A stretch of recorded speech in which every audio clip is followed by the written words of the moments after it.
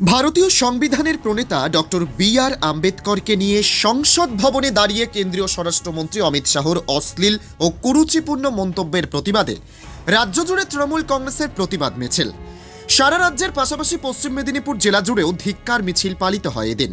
সোমবার বিকেলে কেশপুর ব্লক তৃণমূল কংগ্রেসের উদ্যোগে রাজ্য নেতৃত্বের নির্দেশে প্রতিবাদ মিছিল শুরু হয়।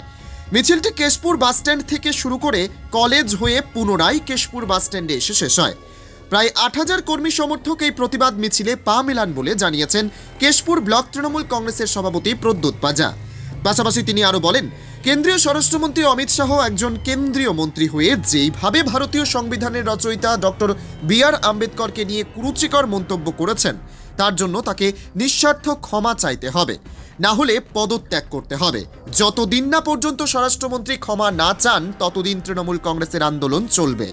সংবিধান প্রণেতা বি.আর. আম্বেদকরকে কুরুচিকর মন্তব্যের প্রতিবাদে যে প্রতিবাদ মিছিল, মূলত কত লোক এই মিছিলে জমায়েত হয়েছে এবং কোন বিষয়কে সামনে রেখে 8 থেকে 10,000 তৃণমূল কংগ্রেসের কর্মী সমর্থক কেশপুরের মাটিতে উপস্থিত হয়েছেন।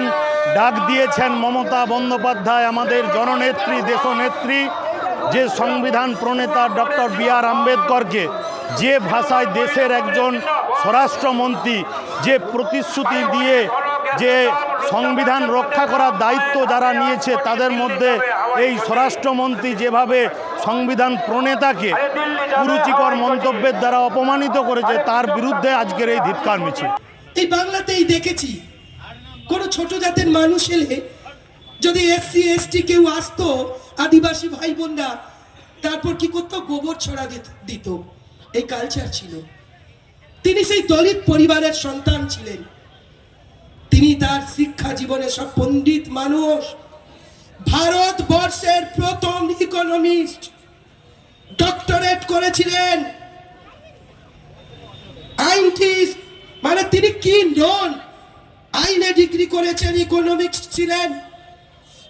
তিনি বৌদ্ধ ধর্ম একটা সময় গ্রহণ করেছিলেন। আমরা তাকে বোধিসত্ত্বও বলা হয়, আধুনিক বুদ্ধও তাকে বলা হয়। তিনি কাদের জন্য লড়াই করেছিলেন?